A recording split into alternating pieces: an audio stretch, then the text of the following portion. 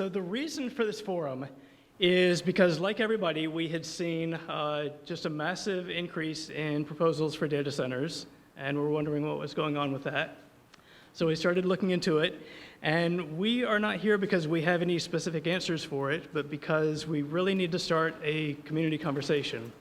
And so we're hoping this can kickstart that, and that people will continue to talk about this and what we can do about it.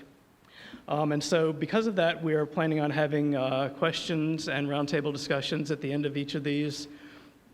We invite everybody to participate, bring your questions, comments, and let's all just start talking about this and what we can do about it. So, and personally, I got involved in this because I've been an organizer with 350, and we had worked very hard to try to stop a ton of gas proposals from coming to the Northwest. And mostly that had subsided, but with this massive increase in energy demand, there is a real risk of that being satisfied with gas or other fossil fuels. So that's what brought me in. Other people are here for other reasons. There are a lot of reasons to be concerned about AI, but that is my perspective. That's why I started looking into this. So in the next session, we're going to talk more about how AI works, so people understand what is driving it. But I did want to at least go over that at a high level, so that people understand why it is that there is this sudden explosion in demand for data centers. And it started, if you had to pick one thing that lit the fuse, it was in 2017 when Google invented a specific technology called a transformer, which they didn't really think that much about at the time. They didn't realize how big of a deal that was. And to them, it was just a way to solve a problem they were having with getting computers to understand language. If you look at this sentence about the cat, and I ask you what it means, everybody can answer that. It's completely obvious what it refers to. Yeah, okay. So the cat knocked the vase off the counter onto the floor, and it shattered because it was made of glass. So if I ask you what it refers to, we all know what it is. Computers had a hard time figuring out what that was. It could mean the cat, it could mean the counter, it could mean the floor. For us, we know that it can't be the cat, cats don't shatter. It can't be the floor, floors aren't made of glass. But computers couldn't really put that together very easily. So Google came up with this clever math trick that allowed the entire sentence to be read at once and all of the context to be absorbed. And so they just saw that as kind of a nifty trick that could be used to maybe help with language tasks. But everybody who looked at that realized that something within that math was essentially unlimited in terms of the capacity that it could unlock. The math doesn't impose any limit on how much you can scale this up. And so people thought about applications for that.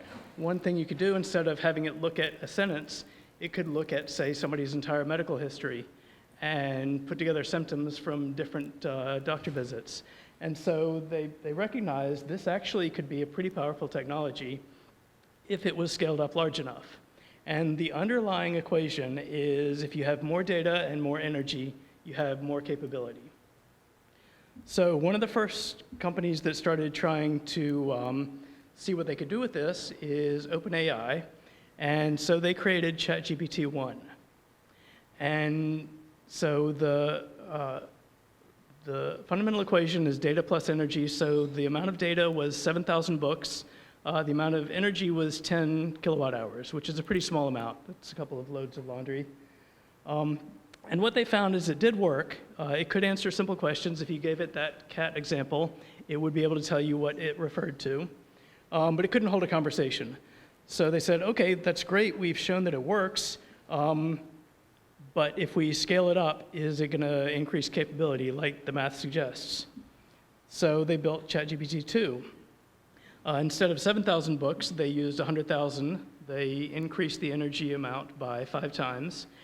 And ChatGPT could start to have simple conversations. But if you talked to it for a few minutes, it would sort of drift off. It wasn't that useful, but it did prove to them, it does seem to be true, that if you increase data and you increase energy, then you increase capability. So then they created ChatGPT 3. 3 is the one everybody's familiar with. They scaled up the data in that case to 1 to 2% of the internet, scaled up the energy by 15 times compared to ChatGPT 2, and that's the one that everybody knows because that's where the capabilities really started to become apparent.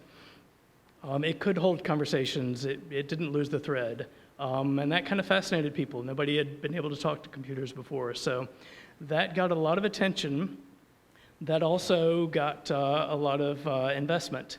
And so they said, okay, then we're going to take this idea and try to scale it up even more, much more, and see what we can do with this.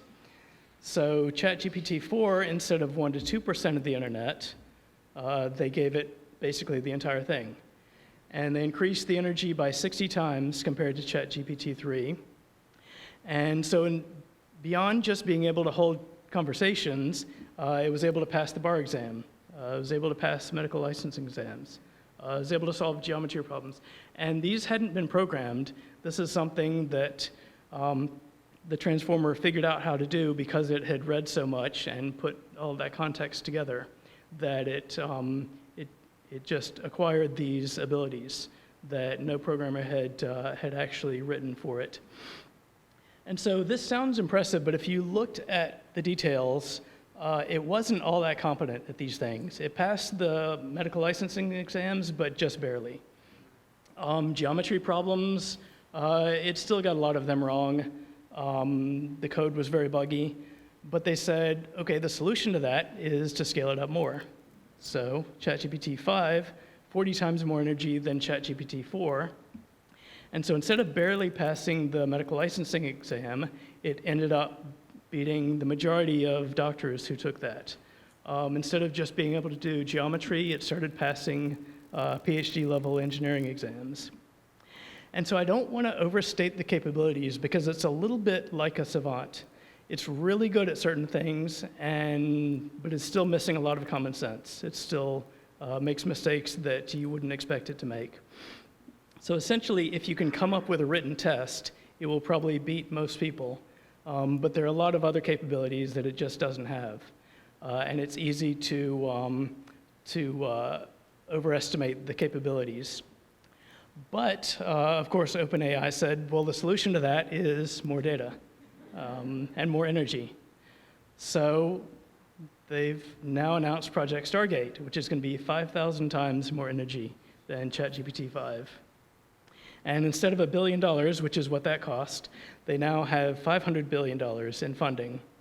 Most of that is secured, from what I understand. The money is already available, so they're definitely going to build this. And in Washington, the companies that are going to build things here are Amazon and Microsoft. Microsoft is betting big on nuclear. Turns out Amazon is too, but Microsoft even more so. And so there's OpenAI. There are also other companies doing the same kind of thing. We'll talk more about that next time. But in this session, we want to talk more about local data centers. So there are a couple that have already been proposed. Amazon is building small modular reactors in Richland. And my understanding is that they're not building data centers here. They have data centers in Oregon that they're planning to expand, but Oregon state law doesn't allow them to build nuclear. So they want to build nuclear here and then connect the energy. And as far as I know, the transmission isn't really there yet. So there's quite a bit of work to do for them, but that is their intention. Microsoft does have data centers in Quincy. They're planning on expanding them. At first, they're going to build transmission to access hydropower that is now reserved for them. But really, what they're going to do to meet the massive increase in energy demand is going to be SMRs, small modular nuclear reactors. And so, so most of what I have been covering is with the lens of energy, but there's also water. Data centers require an enormous amount of water to stay cool, and since these are being built in the drier parts of Washington, that is a concern. We need to make sure that they're not built in a way that, if they are built, that they don't deplete the groundwater in the area where they're being expanded. And so I want to turn this over to two experts on these topics. We've got Sam, who is a local water expert, and we also have Zach from the Northwest Energy Coalition. So we'll start with Sam to talk about the water implications.